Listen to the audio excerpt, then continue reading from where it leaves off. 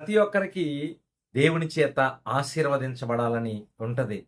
అంటే దేవుని అనుగ్రహం పొందాలని అందరం అనుకుంటాం. కానీ కొంతమందే దేవుని అనుగ్రహాన్ని పొందుకోగలుగుతారు. ఎందుకంటే అందరిని దేవుడు ఒకలాగానే చూస్తారు. దేవుడికి పక్షపాతం ఏమాత్రం కూడా ఉండదు.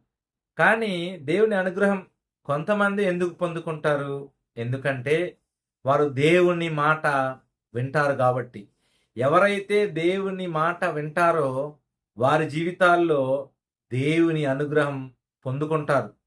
అంటే దేవుడు ఎప్పుడు కూడా ఎవరైతే తగ్గించుకొని ఉంటారో వారి పట్ల ఆయన అనుగ్రహాన్ని చూపిస్తారు. అంటే దేవుడు మనల్ని ఆశీర్వదించినప్పుడు మనల్ని మనం తగ్గించుకోవాలి. దేవుడు మనల్ని హెచ్చించినప్పుడు మనల్ని మనం తగ్గించుకోవాలి. ఎవరైతే దీన మనస్సు కలిగి ఉంటారో వారిని దేవుడు ఇంకా ఎక్కువగా ఆశీర్వదిస్తారు. హంబుల్గా ఉన్నవారి జీవితాల్లో గొప్ప గొప్ప ఆశీర్వాదాలు పొందుతారు. ఎందుకంటే దేవుడికి ఇష్టమైంది హంబుల్నెస్, తగ్గించుకోవటం. దీన మనస్సు కలిగిన వారి జీవితాల్లో దేవుడు గొప్ప కార్యాలు చేస్తారు. విర్రవేగకూడదు. నాకేముందలే, నేనేదైనా చేయగలుగుతాను, నా దగ్గర ధనం ఉంది కదా, నా దగ్గర అధికారం ఉంది కదా, నా దగ్గర బలగం ఉంది కదా, నా దగ్గర అన్నీ ఉన్నాయి కదా అని అనుకుంటా ఉంటున్నావేమో. చాలామంది అలా అనుకుంటారు. నీ దగ్గర ఏమున్నా దేవుని దయ, దేవుని కృప లేకపోతే అన్ని శూన్యం. ఒక్క క్షణంలో తారుమారైపోతాయి. జాగ్రత్త. కాబట్టి ఈరోజు నీకేమున్నా, నీ జీవితంలో నువ్వు ఎలా ఉన్నా తగ్గించుకో. దేవుని దగ్గర నువ్వు తగ్గించుకున్నప్పుడు దేవుడు నేను ఇంకా హెచ్చిస్తారు. అది మొదటిగా మనం నేర్చుకోవాలి. నేనైనా, ఎవరైనా, మనమైనా.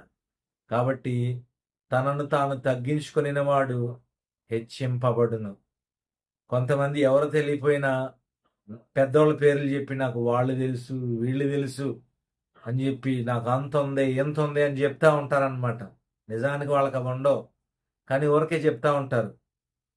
ఇదంతా దేవునికి ఇష్టమైంది కాదు. మళ్ళీ ఎవరు దేవుడి పిల్లలే. కాబట్టి దేవుని పిల్లలమైన మన జీవితాల్లో మనకి ఎవరు తెలుసు? దేవుడు తెలుసు. మనుషులతో సంబంధం ఉండదు మనకి. మనుషుల అధికారాలు మనకు అవసరంలా. దేవుడి అనుగ్రహం ఉంటే మనుషులు తీసుకెళ్ళి నిన్ను కూర్చోబెడతారు అక్కడ. దేవుడు కూర్చోబెట్టించేది వాళ్ళ ద్వారా. దేవునికి స్తోత్రం. హల్లెలూయా. కాబట్టి దేవుడి అనుగ్రహం మనం పొందుకుందాం. మనల్ని మనం తగ్గించుకున్నప్పుడు దేవుని అనుగ్రహాన్ని మనం పొందుకోగలుగుతాం. ఎవరైతే దీన మనస్సు కలిగి తగ్గించుకుంటారో వారి మీద దేవుని కనుదృష్టి ఉంటది. దేవుడు వారిని ఆశీర్వదిస్తారు. దేవుడు వారిని హెచ్చిస్తారు. దేవుడు వారిని ఉన్నతమైన స్థానంలో నిలబెడతారు. దేవునికి స్తోత్రం.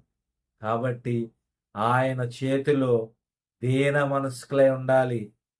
ప్రభువు తగిన సమయంలో మనల్ని హెచ్చించు రీతిగా మనం దీన మనస్కులై ఉండాలి అని బైబిల్ చెబుతుంది. కాబట్టి విసిగిపోవద్దు. ఎంతకాలం నా జీవితం ఇలా ఉంటుందని. దేవునికి సమస్తము తెలుసు. తగిన సమయంలో దేవుడు నిన్ను హెచ్చిస్తారు.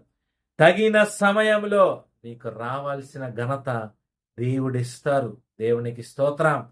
దేవుని నామానికి మహిమ కలుగును గాక. ఆయనకి చెప్తావా నువ్వు? ఆయన జ్ఞానం కన్నా ఎక్కువ జ్ఞానం ఉందా నీకు? ఆయన కన్నా తెలియగలవాడువా నువ్వు? ప్రభువు సర్వజ్ఞాని కదా, సర్వాధికారి కదా, సమస్తము ఎరిగినవాడు కదా. ఆయన చేతిలో మనం ఉన్నాం కదా. మరి ఎందుకు? ప్రశాంతంగా ఉండు. తగ్గించుకో. దేవుడు నిన్ను హెచ్చిస్తారు. దేవునికి స్తోత్రం. దేవుడి నామానికి మహిమ కలుగును గాక. దేవుడు మనందరినీ దీవించి ఆశీర్వదించును గాక. ఆమేన్.